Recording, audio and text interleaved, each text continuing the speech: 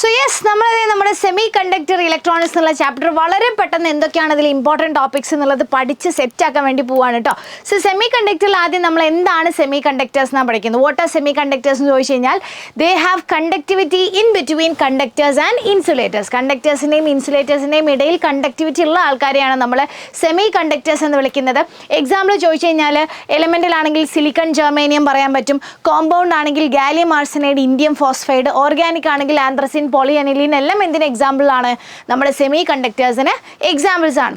ഇനി നമ്മളോട് ചോദിക്കാൻ സാധ്യതയുള്ള ഒരു ഭാഗം എന്ന് പറഞ്ഞു കഴിഞ്ഞാൽ റെസിസ്റ്റിവിറ്റിയുടെയും കണ്ടക്ടിവിറ്റിയുടെയും ബേസിൽ ഇവരുടെ ക്ലാസിഫിക്കേഷൻ ആണ്. അപ്പോൾ നിങ്ങൾ മനസ്സിലാക്കേണ്ടത് ഏറ്റവും കൂടുതൽ കണ്ടക്ടിവിറ്റി ആർക്കാണ് ഉണ്ടാവുക, മെറ്റൽസിന്, പിന്നെ സെമി കണ്ടക്ടേഴ്സ്, പിന്നെ ഇൻസുലേറ്റേഴ്സ്. ഏറ്റവും കൂടുതൽ റെസിസ്റ്റിവിറ്റി ആണെങ്കിലോ ആദ്യം ഏറ്റവും കൂടുതൽ റെസിസ്റ്റിവിറ്റി ഉണ്ടാവുക ഇൻസുലേറ്റേഴ്സിന്, പിന്നെ സെമി കണ്ടക്ടേഴ്സ്, പിന്നെ മെറ്റൽസ്. അപ്പോൾ ഏത് നോക്കുകയാണെങ്കിലും ഇടയിൽ ആരാ വരിക, സെമി കണ്ടക്ടേഴ്സ് ആയിരിക്കും. ഇനി ഇവർക്കൊക്കെ ഉണ്ടാവുന്ന ഒരു എനർജി ബാൻഡ് ഡയഗ്രാം ഉണ്ട്. അതായത് ഏതൊരു എലമെൻറ്റിൻ്റെ അകത്തും വരുന്ന രണ്ട് ബാൻഡുകളാണ്, ഒന്ന് വാലൻസ് ബാൻഡും ഒന്ന് കണ്ടക്ഷൻ ബാൻഡും. വാലൻസ് ബാൻഡ് എന്ന് പറഞ്ഞു കഴിഞ്ഞാൽ വാലൻസ് ഇലക്ട്രോൺസ് പൊസസ് ചെയ്യുന്ന ബാൻഡാണ് വാലൻസ് ബാൻഡ് എന്ന് പറയുന്നത്. ഇവിടെയുള്ള ഇലക്ട്രോൺസ് എന്തായിരിക്കും, എപ്പോഴും ഇലക്ട്രോൺസ് ഉണ്ടാകും. കാരണം ഏതൊരു ആറ്റത്തിൽ എടുത്തു കഴിഞ്ഞാലും അതിൻ്റെ അകത്ത് എന്തുണ്ടാവും, വാലൻസ് ഇലക്ട്രോൺസ് ഉണ്ടാവും. സോ വാലൻസ് ബാൻഡിൻ്റെ അകത്ത് എന്തുണ്ടാവും, ഇലക്ട്രോൺസ് എപ്പോഴും എക്സിസ്റ്റിംഗ് ആയിരിക്കും. പക്ഷെ വാലൻസ് ബാൻഡിൽ ഇലക്ട്രോൺ ഉണ്ട് എന്ന് വിചാരിച്ചിട്ട് എന്തായിക്കൊള്ളുന്നില്ല, ആ സാധനം ഒരു കണ്ടക്ടർ ആയിക്കൊള്ളുന്നില്ല. എപ്പോഴാണ് കണ്ടക്ടർ ആവുക, ഈ കണ്ടക്ഷൻ ബാൻഡ് ഉണ്ടോ, ഈ കണ്ടക്ഷൻ ബാൻഡിൻ്റെ അകത്തുള്ള ഇലക്ട്രോൺസ് എന്ന് പറഞ്ഞാൽ ഫ്രീ ഇലക്ട്രോൺസ് പൊസസ് ചെയ്യുന്ന ബാറ്റാണ് കണ്ടക്ഷൻ ബാൻഡ് എന്ന് പറയുന്നത്. അതിൻ്റെ അകത്ത് ഇലക്ട്രോൺസ് എപ്പോഴും ഉണ്ടായിക്കൊള്ളുന്ന നിർബന്ധമില്ല, ഉണ്ടാവാം ഉണ്ടാവാതിരിക്കാം. ഇതിൻ്റെ അകത്ത് ഇലക്ട്രോൺ ഉണ്ടെങ്കിൽ ആ സാധനം എന്താണെന്ന് പറയാം, നമുക്ക് ഒരു കണ്ടക്ടർ ആണ് നമുക്ക് ഉറപ്പിച്ച് പറയാം. സോ ഈ വാലൻസ് ബാൻഡിലുള്ള ഇലക്ട്രോൺസിന് എനർജി കിട്ടിക്കഴിഞ്ഞാൽ അവർക്ക് എന്ത് ചെയ്യാം, ചാടി കണ്ടക്ഷൻ ബാൻഡിലേക്ക് എത്താൻ പറ്റും. പക്ഷെ ഇങ്ങനെ ചാടുന്ന സമയത്ത് ഇവർക്ക് നിൽക്കാൻ പറ്റാത്ത, എക്സിസ്റ്റ് ചെയ്യാൻ പറ്റാത്ത കുറച്ച് എനർജി ലെവൽസ് ഉണ്ട്. ആ എനർജി ലെവൽസിനെയാണ് നമ്മൾ എന്തെന്ന് വിളിക്കുന്നത്, എനർജി ബാൻഡ് ഗ്യാപ്പ് എന്ന് നമ്മൾ വിളിക്കുന്നത്. ഫോർബിഡൻ എനർജി ഗ്യാപ്പ് എന്ന് നമ്മൾ വിളിക്കും. ഓക്കെ, സോ ഈ ഒരു എന്താ പറയുക എനർജി ബാൻഡ് ഡയഗ്രാം വെച്ചിട്ട് നമുക്ക് മൂന്നെണ്ണത്തിനെയും, കണ്ടക്ടേഴ്സിനെയും സെമി കണ്ടക്ടേഴ്സിനെയും ഇൻസുലേറ്റേഴ്സിനെയും നമുക്ക് എന്ത് ചെയ്യാൻ പറ്റും, ക്ലാസിഫൈ ചെയ്യാൻ പറ്റും. അങ്ങനെ ക്ലാസിഫൈ ചെയ്യുമ്പോൾ കണ്ടക്ടേഴ്സിൻ്റെ കേസിലാണെങ്കിൽ കണ്ടക്ഷൻ ബാൻഡും വാലൻസ് ബാൻഡും ഓവർലാപ്പ്ഡ് ആണ്. അതായത് ഇലക്ട്രോൺസ് അങ്ങോട്ടും ഇങ്ങോട്ടും എപ്പോഴും ഫ്രീ ഇലക്ട്രോൺസ് കണ്ടക്ടേഴ്സിൽ അവൈലബിൾ ആയിരിക്കും. അതുകൊണ്ട് തന്നെയാണ് അത് എപ്പോഴും എന്ത് ചെയ്യുന്നത്, കറണ്ട് കണ്ടക്ട് ചെയ്യുന്നത്. എന്നാൽ സെമി കണ്ടക്ടേഴ്സിൽ വരികയാണെന്നുണ്ടെങ്കിൽ ചെറിയൊരു ഗ്യാപ്പ് ഉണ്ടാവും. ഗ്യാപ്പ് എന്ന് പറഞ്ഞാൽ ലെസ് ദാൻ 3 EV ആണ്. ലെസ് ദാൻ 3 EV ഗ്യാപ്പിലാണ് സാധനം ഉണ്ടാവുക കേട്ടോ. 3 EVനേക്കാൾ കുറവായിരിക്കും. ഇലക്ട്രോണിന് വേണമെങ്കിൽ ചാടിക്കടക്കാം. ഓക്കെ, അതുകൊണ്ടാണ് അവരെ സെമി കണ്ടക്ടേഴ്സ് എന്ന് വിളിക്കുന്നത്. സോ ചിലപ്പോൾ അവർ കണ്ടക്ടർ ആയിരിക്കാം, ചിലപ്പോൾ അവർ ഇൻസുലേറ്റർ ആയിരിക്കാം. എന്നാൽ ഇൻസുലേറ്റേഴ്സിൻ്റെ കേസിൽ ഭയങ്കര വലിയ ഗ്യാപ്പ് ആയിരിക്കും. Energy gap will be greater than 3 EV. ഒരിക്കലും ഒരു ഇലക്ട്രോൺ എന്ത് ചെയ്യാൻ പറ്റില്ല, വാലൻസ് ബാൻഡിൽ നിന്ന് കണ്ടക്ഷൻ ബാൻഡിലേക്ക് ചാടിക്കടക്കാൻ പറ്റില്ല. അവരൊരിക്കലും കറണ്ട് കണ്ടക്ഷൻ നടത്തേയില്ല. അപ്പോൾ അവരുടെ കണ്ടക്ഷൻ ബാൻഡിൽ ഒരിക്കലും എന്തുണ്ടാവില്ല, ഇലക്ട്രോൺസ് ഉണ്ടാവില്ല. ഓക്കെ, സോ ഇങ്ങനെ സെമി കണ്ടക്ടേഴ്സിനെ നമ്മൾ അല്ലെങ്കിൽ മെറ്റീരിയൽസിനെ നമ്മൾ ക്ലാസിഫൈ ചെയ്തു. ഇനി നമ്മൾ സെമി കണ്ടക്ടേഴ്സ് എത്ര ടൈപ്പ് ഉണ്ട്, 2 ടൈപ്പ് ഉണ്ട്. ഇൻട്രിൻസിക് സെമി കണ്ടക്ടേഴ്സും എക്സ്ട്രിൻസിക് സെമി കണ്ടക്ടേഴ്സും. ഇൻട്രിൻസിക് എന്ന് പറഞ്ഞു കഴിഞ്ഞാൽ അവർ ജന്മനാ സെമി കണ്ടക്ടേഴ്സ് ആണ്, പ്യുവർ സെമി കണ്ടക്ടേഴ്സ്. അതായത് സിലിക്കൺ ജെർമേനിയം ഒക്കെ പോലത്തെ പ്യുവർ ആയിട്ടുള്ള മെറ്റൽസ് അല്ലെങ്കിൽ എലമെൻസിനെയാണ് നമ്മൾ ഇൻട്രിൻസിക് സെമി കണ്ടക്ടർ എന്ന് വിളിക്കുക. എന്നാൽ ഇവരുടെ കണ്ടക്ടിവിറ്റി കൂട്ടാൻ വേണ്ടിയിട്ട് നമ്മൾ അതിൻ്റെ അകത്തേക്ക് ഇലക്ട്രോണുകളെയും ഹോളുകളെയും ആഡ് ചെയ്ത് കൊടുക്കും. അതായത് നമുക്ക് എന്തുകൊണ്ടാണ് സെമി കണ്ടക്ടേഴ്സിൽ കറണ്ട് കണ്ടക്ഷൻ നടക്കുന്നത്, ഇലക്ട്രോണുകളും ഹോളുകളും വഴിയാണ്. അപ്പോൾ ഇലക്ട്രോൺസിൻ്റെ എണ്ണം കൂട്ടിക്കൊടുത്തു കഴിഞ്ഞാൽ നമുക്ക് കൂടുതൽ കറണ്ട് കിട്ടും, കൂടുതൽ ഹോൾസ് കൊടുത്തു കഴിഞ്ഞാൽ കൂടുതൽ കറണ്ട് കിട്ടും. സോ അതിന് വേണ്ടിയിട്ട് നമ്മൾ ഇമ്പ്യൂരിറ്റീസ് ആഡ് ചെയ്യും. അങ്ങനെ ഇമ്പ്യൂരിറ്റീസ് ആഡ് ചെയ്ത് കിട്ടുന്ന സെമി കണ്ടക്ടേഴ്സിനെയാണ് നമ്മൾ എക്സ്ട്രിൻസിക് സെമി കണ്ടക്ടേഴ്സ് എന്ന് നമ്മൾ വിളിക്കുക. ഈ എക്സ്ട്രിൻസിക് സെമി കണ്ടക്ടേഴ്സ് 2 ടൈപ്പ് ഉണ്ട്. ഒന്ന് P ടൈപ്പും ഒന്ന് അതേപോലെ N ടൈപ്പും. എന്താ പ്രത്യേകത എന്ന് ചോദിച്ചു കഴിഞ്ഞാൽ N ടൈപ്പിലേക്ക് നമ്മൾ ആഡ് ചെയ്യുന്നത് പെൻഡാവാലന്റ് ആറ്റംസ് ആണ്. അതായത് ഇലക്ട്രോൺസിനെ കൂട്ടിക്കൊടുക്കും. അതിന് എക്സാമ്പിൾ ആണ് ഫോസ്ഫറസ്, ആന്റിമണി, ആർസനിക് എല്ലാം. ഇനി P ടൈപ്പ് ആണെന്നുണ്ടെങ്കിൽ നമ്മൾ ആഡ് ചെയ്ത് കൊടുക്കുന്നത് ട്രൈ വാലന്റ് ഇമ്പ്യൂരിറ്റി ആറ്റംസ് ആണ്. അതായത് 3 ഇലക്ട്രോൺസ് അവിടെ ഉണ്ടാവുള്ളൂ. അപ്പോൾ ബാക്കി ആരായിരിക്കും, ഹോള്. അതായത് ഇത് നമ്മൾ കൊടുക്കുന്ന സമയത്ത് നമ്മൾ കൂടുതൽ നമ്പർ ഓഫ് ഹോൾസിനെയാണ് നമ്മൾ ആഡ് ചെയ്ത് കൊടുക്കുന്നത്. അതിന് എക്സാമ്പിളാണ് ബോറോൺ, അലുമിനിയം, ഇൻഡിയം എല്ലാം. ഓക്കെ, സോ ഇങ്ങനെ ഈ 2 പേരുടെ തമ്മിലുള്ള ചിലപ്പോൾ നമ്മുടെ ഡിഫറൻസ് ചിലപ്പോൾ ചോദിച്ചേക്കാം. അപ്പോൾ P ടൈപ്പിലാണെന്നുണ്ടെങ്കിൽ നമ്മൾ പറഞ്ഞു P ടൈപ്പിൽ നമ്മൾ ആഡ് ചെയ്യുന്നത് ട്രൈ വാലന്റ് ഇമ്പ്യൂരിറ്റീസ് ആണ്. എന്നാൽ N ടൈപ്പിലേക്ക് പോകുന്ന സമയത്ത് പെൻഡാവാലന്റ് ഇമ്പ്യൂരിറ്റീസ് ആണ്. ആൻഡ് P ടൈപ്പിൻ്റെ കേസിൽ ഹോൾസിൻ്റെ എണ്ണമാണല്ലോ കൂടുതൽ. ഹോൾസ് എന്ന് പറഞ്ഞു കഴിഞ്ഞാൽ ആക്സെപ്റ്റേഴ്സ് ആണ്. അതുകൊണ്ട് തന്നെ അവരെ നമ്മൾ വിളിക്കുന്നത് ആക്സെപ്റ്റർ ഇമ്പ്യൂരിറ്റി എന്നാണ്.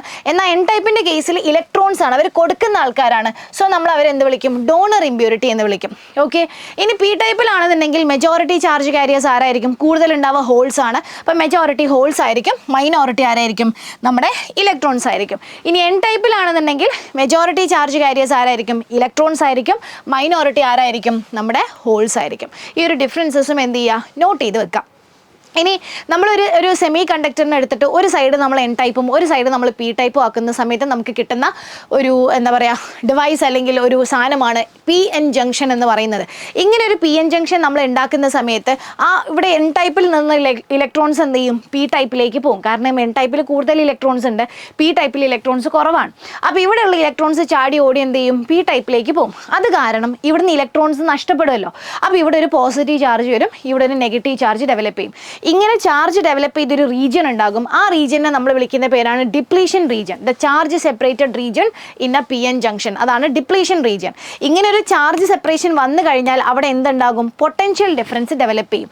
അതായത് the potential difference developed in between P type and N ടൈപ്പിനെയാണ് നമ്മൾ എന്തെന്ന് വിളിക്കുന്നത്, പൊട്ടൻഷ്യൽ ബാരിയർ എന്ന് വിളിക്കുന്നത്. അതിൻ്റെ അർത്ഥം എന്താണെന്ന് വെച്ച് കഴിഞ്ഞാൽ ഇലക്ട്രോൺ ഇങ്ങനെ ചാടി ചാടി ചാടി ഇവിടെ ചാർജ് സെപ്പറേഷൻ വരും. അങ്ങനെ ഇവിടെ പൊട്ടൻഷ്യൽ ബാരിയർ ഡെവലപ്പ് ചെയ്ത് വരും. അപ്പോൾ കുറച്ചുകൊണ്ട് കഴിയുമ്പോൾ ഇനി ഈ ഒരു പൊട്ടൻഷ്യൽ ബാരിയർ ചാടിക്കടക്കാതെ ഇലക്ട്രോൺസിന് എന്ത് ചെയ്യാൻ പറ്റില്ല, അങ്ങോട്ടേക്ക് എത്താൻ പറ്റില്ല. ഓക്കെ, അപ്പോൾ ഇവിടേക്ക് എന്ത് വരും, ഇപ്പോൾ ഒരു 10 വോൾട്ട് ഉണ്ട്, 10 വോൾട്ടായി എന്ന് വിചാരിച്ചോ പൊട്ടൻഷ്യൽ ബാരിയർ. അതിൻ്റെ അർത്ഥം എന്ന് വെച്ച് കഴിഞ്ഞാൽ ഈ ഇലക്ട്രോൺസിന് ഇനി 10 വോൾട്ട് പിന്നെന്താ പറയുക നമ്മൾ അങ്ങോട്ട് കൊടുക്കാതെ ഇവർക്ക് ഇങ്ങോട്ട് എത്താൻ പറ്റില്ല. ഓക്കെ, അപ്പോൾ ആ 10 വോൾട്ട് നമ്മൾ എങ്ങനെയാണ് കൊടുക്കുക, ബയാസിങ് വഴി നമ്മൾ കൊടുക്കും. ഓക്കെ, 2 ടൈപ്പ് ബയാസിങ് ആണ് നമ്മൾ ഇവർക്ക് ചെയ്യുക, ഒന്ന് ഫോർവേഡ് ബയാസിങ്ങും ഒന്ന് റിവേഴ്സ് ബയാസിങ്ങും. ഈ പി എൻ ജംഗ്ഷനെയാണ് നമ്മൾ എന്ത് ചെയ്യുന്നത്, സർക്യൂട്ടിലേക്ക് കണക്ട് ചെയ്തിട്ട് ഈ ബയാസിങ് ചെയ്യുന്നത്. ഇങ്ങനെ സർക്യൂട്ടിലേക്ക് കണക്ട് ചെയ്യണമെങ്കിൽ നമ്മൾ 2 സൈഡിലും മെറ്റാലിക് കോണ്ടാക്ട് കൊടുക്കും.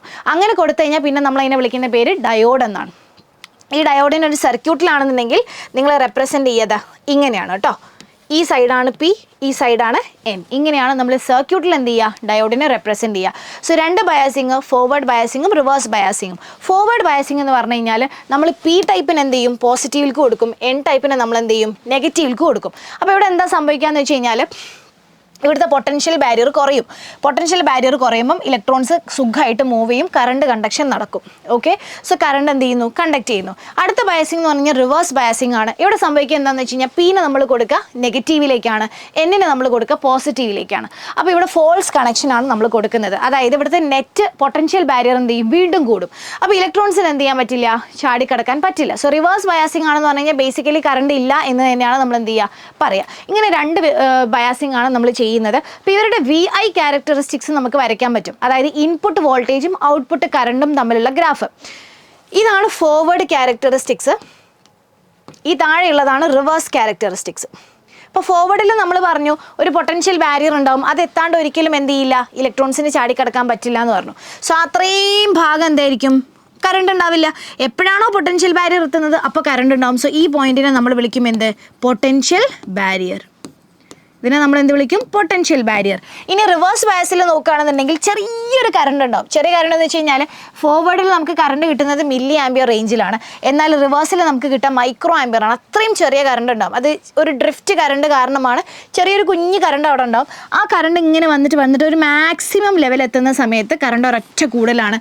അതാണ് റിവേഴ്സ് ബയാസിങ് എന്ന് പറയുന്നത്, which is break down voltage. നിങ്ങൾ അത്ര ഡീപ്പായിട്ടൊന്നും പഠിക്കേണ്ട, ജസ്റ്റ് ഈ ഗ്രാഫിലുള്ള ഈ വോൾട്ടേജിൻ്റെ പേരുകളൊന്ന് പഠിച്ചു വെച്ചാൽ മതി. ചിലപ്പോൾ ഗ്രാഫ് തന്നിട്ട് നമ്മളോട് ലേബൽ ചെയ്യാനൊക്കെ ചിലപ്പോൾ എന്ത് ചെയ്യാം, ചോദിച്ചേക്കാം. ഓക്കെ, ഇനി ഈ ഡയോഡുകളെ നമ്മൾ മെയിനായിട്ട് ആപ്ലിക്കേഷൻ ലെവലിൽ യൂസ് ചെയ്യാന്ന് പറഞ്ഞു കഴിഞ്ഞാൽ നമ്മൾ മെയിനായിട്ട് അവർ യൂസ് ചെയ്യുന്നത് റെക്ടിഫിക്കേഷന് വേണ്ടിയിട്ടാണ്. റെക്ടിഫയർ എന്ന് പറഞ്ഞു കഴിഞ്ഞാൽ AC-യിൽ നിന്നും DC ആക്കി മാറ്റുന്ന ഡിവൈസിനെയാണ് നമ്മൾ റെക്ടിഫയർ എന്ന് നമ്മൾ പറയുക. ആ റെക്ടിഫയർ ആയിട്ട് ആക്ട് ചെയ്യുന്നത് ഡയോഡുകളാണ്. അപ്പോൾ ഇങ്ങനെ നമുക്ക് എന്ത് ചെയ്യുന്നുണ്ട്, നമുക്ക് വേവ്സിന് നമ്മൾ കിട്ടുന്ന AC-നെ DC ആക്കി മാറ്റാനുള്ള റെക്ടിഫിക്കേഷൻ നമ്മൾ ചെയ്യുന്നത് ഡയോഡുകൾ വഴിയാണ്. അപ്പോൾ അങ്ങനെ 2 ടൈപ്പ് റെക്ടിഫയേഴ്സ് ഉണ്ട്, ഹാഫ് വേവ് റെക്ടിഫയറും ഫുൾ വേവ് റെക്ടിഫയറും. ഹാഫ് വേവ് റെക്ടിഫയറിലും ഫുൾ വേവ് റെക്ടിഫയറിലും നമുക്ക് വരുന്നത് ട്രാൻസ്ഫോമറാണ്, ഒരു സ്റ്റെപ്പ് ഡൗൺ ട്രാൻസ്ഫോമറാണ് ഉണ്ടാവുക. ഹാഫ് വേവിലാണെങ്കിൽ ഒരു ഡയോഡ് ഉണ്ടാവും. ഇവിടെയാണ് നമ്മൾ ഇൻപുട്ട് കൊടുക്കുന്നത്, ഇവിടെയാണ് നമ്മൾ ഔട്ട്പുട്ട് എടുക്കുന്നത്. എന്താ സംഭവിക്കാന്ന് വെച്ച് കഴിഞ്ഞാൽ നമ്മൾ കൊടുക്കുന്നത് AC ആണ്, നമുക്കത് എന്താക്കി മാറ്റണം, DC ആക്കിയിട്ട് നമുക്ക് പുറത്തേക്ക് കിട്ടണം. സോ ഇവിടെ AC ആകുമ്പോൾ ഒരു പോസിറ്റീവ് ഹാഫ് സൈക്കിളും നെഗറ്റീവ് ഹാഫ് സൈക്കിളും ഉണ്ടാവും. സോ ആദ്യത്തേതിൽ പോസിറ്റീവ് ഹാഫ് സൈക്കിൾ വരുന്നതെന്ന് വിചാരിക്കുക. പോസിറ്റീവ് ഹാഫ് സൈക്കിൾ വരുന്ന സമയത്ത് എന്ത് സംഭവിക്കും, ഇവിടെ പോസിറ്റീവ് ചാർജ് വരും, ഇവിടെ അപ്പാരൻ്റ്ലി നെഗറ്റീവ് ചാർജ്. ഇത് ട്രാൻസ്ഫോമർ ആയതുകൊണ്ട് തന്നെ മ്യൂച്വൽ ഇൻഡക്ഷൻ നടക്കും. അപ്പോൾ ഈ പോസിറ്റീവ് ഇവിടെ എത്തും, ഇവിടെ നെഗറ്റീവ്. ഈ ഡയോഡിൻ്റെ P പോയത് പോസിറ്റീവിലേക്കാണ്. അതായത് ഡയോഡ് ഇപ്പോൾ എന്തിലാണ്, ഫോർവേഡ് ബയാസിങ്ങിലാണ്.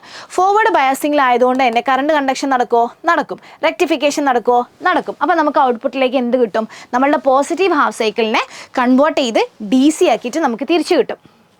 ഓക്കെ, ഇനി രണ്ടാമത് വരുന്നത് നെഗറ്റീവ് ഹാഫ് സൈക്കിളാണ്. നെഗറ്റീവ് ഹാഫ് സൈക്കിൾ വരുന്ന സമയത്ത് അപ്പാരൻ്റ്ലി ഇവിടെ നെഗറ്റീവ് ചാർജ് ആയിരിക്കും, ഇവിടെ പോസിറ്റീവ് ചാർജ്. ഇത് നേരെ ഇങ്ങോട്ട് ട്രാൻസ്ഫർ ചെയ്യും. ഇപ്പം നോക്കിക്കേ, നമ്മുടെ ഡയോഡിന് കിട്ടിയത് എന്ത് ചാർജാണ്? പി സൈഡ് പോയത് നെഗറ്റീവിലേക്കാണ്. അതായത് ഡയോഡ് ഇപ്പം എന്തിലാണുള്ളത്? നെഗറ്റീവ് ഹാഫ് സൈക്കിളിൽ ഡയോഡ് റിവേഴ്സ് ബയാസിങ്ങിലാണ്. ഡയോഡ് റിവേഴ്സിലാകുമ്പോൾ കറണ്ട് കണ്ടക്ഷൻ നടക്കുമോ? ഇല്ല. റെക്ടിഫിക്കേഷൻ നടക്കുമോ? ഇല്ല. അപ്പോൾ എന്ത് സംഭവിക്കും? നെഗറ്റീവ് ഹാഫ് സൈക്കിൾ കൊടുക്കുമ്പോൾ ഒന്നും കിട്ടൂല. പോസിറ്റീവ് കൊടുക്കുമ്പോൾ ഔട്ട്പുട്ട് കിട്ടും, നെഗറ്റീവ് കൊടുക്കുമ്പോൾ ഒന്നും കിട്ടൂല. ഇതാണ് ഹാഫ് വേവ് റെക്ടിഫിക്കേഷനിൽ നടക്കുന്നത്. ഇത് നമ്മൾ കൊടുക്കുന്ന വേവിൻ്റെ പകുതി നമുക്ക് റെക്ടിഫൈ ചെയ്തിട്ട് തിരിച്ചു കിട്ടും. അങ്ങനെയാണെങ്കിൽ അപ്പോൾ ആ സമയത്താണ് നമ്മൾ എന്ത് കണ്ടുപിടിക്കുന്നത്? നമുക്കിത് പോരാ, നമുക്ക് ഫുൾ വേവ് വേണം. അപ്പോഴാണ് നമ്മൾ ഫുൾ വേവ് റെക്ടിഫയർ കണ്ടുപിടിക്കുന്നത്. ഫുൾ വേവ് റെക്ടിഫയറിന് നമ്മൾ വേറൊരു പേരും കൂടെ പറയാറുണ്ട്, സെൻറ്റർ ടേപ്പ്ഡ് മെത്തേഡാണ് കേട്ടോ. ഇത് സെൻറ്റർ ടേപ്പ്ഡ് മെത്തേഡ് എന്ന് പറയാനുള്ള കാരണം സ്റ്റെപ്പ് ഡൗൺ ട്രാൻസ്ഫോമർ തന്നെയാണ്. 2 ഡയോഡുകൾ ഉണ്ടാവും, അതിൻ്റെ സെൻറ്ററിലൂടെയാണ് നമ്മൾ എന്തെടുക്കുന്നത്? ഔട്ട്പുട്ട് എടുക്കുന്നത്. ഓക്കെ, ഇവിടെ നിന്നാണ് ഔട്ട്പുട്ട് എടുക്കുന്നത്. സോ ഇവിടെ എന്താ സംഭവിക്കാന്ന് വെച്ച് കഴിഞ്ഞാൽ, ആദ്യം നമ്മളൊരു പോസിറ്റീവ് ഹാഫ് സൈക്കിൾ വരാമെന്ന് വിചാരിച്ചു. ഇവിടെയും ഇൻപുട്ട് ഇവിടെയാണ് പക്ഷേ ഔട്ട്പുട്ട് എടുക്കുന്നത്. സോ ആദ്യം പോസിറ്റീവ് ഹാഫ് സൈക്കിൾ വരുമ്പോൾ ഇവിടെ പോസിറ്റീവ്, ഇവിടെ നെഗറ്റീവ് ചാർജ്, നേരെ അങ്ങോട്ട് ട്രാൻസ്ഫർ ചെയ്യും. ഇവിടെ പോസിറ്റീവ്, ഇവിടെ നെഗറ്റീവ്. നന്നായിട്ട് ശ്രദ്ധിച്ച് നോക്കിക്കേ, D1 എന്ന് പറഞ്ഞ ഡയോഡ് ഇപ്പം എന്ത് ബയാസിങ്ങിലാണ്? പി പോയത് പോസിറ്റീവിലേക്കാണ്. അതായത് പോസിറ്റീവ് ഹാഫ് സൈക്കിൾ വരുമ്പം D1 ഫോർവേഡിലാണ്. D2 D2ൻ്റെ പി പോയത് നെഗറ്റീവിലേക്കാണ്. അതായത് D2 ഇവിടെ എന്താണ്? റിവേഴ്സ് ബയാസിങ്ങിലാണ്. അതായത് ഈ സർക്യൂട്ടിലൂടെ കറണ്ട് ഓടും, ഈ സർക്യൂട്ടിലൂടെ കറണ്ട് ഓടില്ല. പക്ഷെ നമുക്ക് ഔട്ട്പുട്ട് കിട്ടുമോ? കിട്ടും. കാരണം എന്താ? ഇവിടെ വർക്ക് ചെയ്തോളും. ഇത് വർക്ക് ചെയ്തില്ലെങ്കിൽ നമുക്ക് ഒരു കുഴപ്പമില്ല, ഇവിടെ വർക്ക് ചെയ്യുന്നുണ്ട്. ഓക്കെ, നമുക്ക് എന്ത് കിട്ടും? റെക്ടിഫൈഡ് ഔട്ട്പുട്ട് നമുക്ക് പുറത്തേക്ക് കിട്ടും. അപ്പോൾ നമ്മൾ ആദ്യം പോസിറ്റീവ് ഹാഫ് സൈക്കിൾ കൊടുത്തു, പോസിറ്റീവ് ഔട്ട്പുട്ട് കിട്ടി. ഇനി അടുത്തത് നമ്മൾ കൊടുക്കുന്നത് നെഗറ്റീവ് ഹാഫ് സൈക്കിളാണ്. നെഗറ്റീവ് ഹാഫ് സൈക്കിൾ വരുമ്പോൾ ഇവിടെ നെഗറ്റീവ് ചാർജ്, ഇവിടെ പോസിറ്റീവ് ചാർജ്, നേരെ അപ്പുറത്തേക്ക് ട്രാൻസ്ഫർ ചെയ്യുന്നു. ഇവിടെ എന്ത് വരുന്നു? പോസിറ്റീവ്. ഇപ്പം നിങ്ങൾ നോക്കിക്കേ, നെഗറ്റീവ് ഹാഫ് സൈക്കിൾ വരുന്ന സമയത്ത് ഏത് ഡയോഡാണ് ഫോർവേഡ്, ഏത് ഡയോഡാണ് റിവേഴ്സ്? D1 കിടക്കുന്നത് പി പോയത് നെഗറ്റീവിലേക്കാണ്, അതായത് റിവേഴ്സ് ബയാസിങ് അല്ലേ. സോ D1 ഇപ്പം എന്തിലാണ്? റിവേഴ്സിലാണ്. D2 എന്തിലാണ്? ഫോർവേഡിലാണ്. നോക്കുക, നെഗറ്റീവ് ഹാഫ് സൈക്കിൾ വരുമ്പോൾ ഹാഫ് വേവിൽ നമുക്ക് എന്ത് കിട്ടുന്നില്ല? ഔട്ട്പുട്ട് കിട്ടുന്നില്ല. പക്ഷേ ഇവിടെ ഫുൾ വേവിൽ നമുക്ക് എന്ത് കിട്ടും? D2 വർക്കിംഗ് ആണ്. D1 വർക്കിംഗ് അല്ലെങ്കിൽ നമുക്കൊരു പ്രശ്നമില്ല, നമുക്ക് ഇവിടുന്ന് ഔട്ട് എടുക്കാം. ഈ സർക്യൂട്ട് വർക്കിംഗ് ആണ്. കണ്ടോ? അപ്പോൾ ഒരാൾ വർക്ക് ചെയ്തില്ലെങ്കിൽ മറ്റേ വർക്ക് ചെയ്തോളും. എങ്ങനെ പോയി കഴിഞ്ഞാലും നമ്മൾ പോസിറ്റീവ് കൊടുത്താലും നെഗറ്റീവ് കൊടുത്താലും നമുക്ക് എന്ത് കിട്ടും? ഔട്ട്പുട്ട് നമുക്ക് കിട്ടും. ഓക്കെ, സോ അതിന് നമ്മൾ എന്ത് ചെയ്യുന്നു? നെഗറ്റീവ് കൊടുത്തു കഴിഞ്ഞാൽ നമുക്ക് റെക്ടിഫൈഡ് ഔട്ട്പുട്ട് പുറത്തേക്ക് കിട്ടും, പോസിറ്റീവ് കൊടുത്താലും കിട്ടും. സോ ഇതാണ് ഇൻപുട്ട് ഔട്ട്പുട്ട് വേവ് ഫോംസ് എന്ന് പറയുന്നത്. ഇതാണ് അതിൻ്റെ വർക്കിംഗ്. അത് ഹാഫ് വേവ് റെക്ടിഫയറിൻ്റെ ഇൻപുട്ട് ഔട്ട്പുട്ട് വേവ് ഫോംസ്. ഈ ചാപ്റ്ററിൽ വളരെ ഇമ്പോർട്ടൻ്റ് ആയിട്ടുള്ള ഒരു പാർട്ടാണ് ഈ പറഞ്ഞ ഹാഫ് വേവ് റെക്ടിഫയറും അതേപോലെ തന്നെ ഫുൾ വേവ് റെക്ടിഫയറും. ഓക്കെ, സോ ഇപ്പോൾ ഏകദേശം നമ്മൾ ആ ചാപ്റ്ററിൻ്റെ അകത്തുള്ള എല്ലാ കോണ്ടന്റും നമ്മൾ ഇത്രയും ചെറിയ സമയത്തിനുള്ളിൽ നമ്മൾ പറഞ്ഞു കഴിഞ്ഞിട്ടുണ്ട്. ഇനി എല്ലാവരും അടിപൊളിയായിട്ട് ഇതേപോലെ എല്ലാ ചാപ്റ്റേഴ്സും പഠിച്ച് നല്ല മക്കളായിട്ട് പോയി എക്സാം എഴുതുക. All the best. Thank you. By.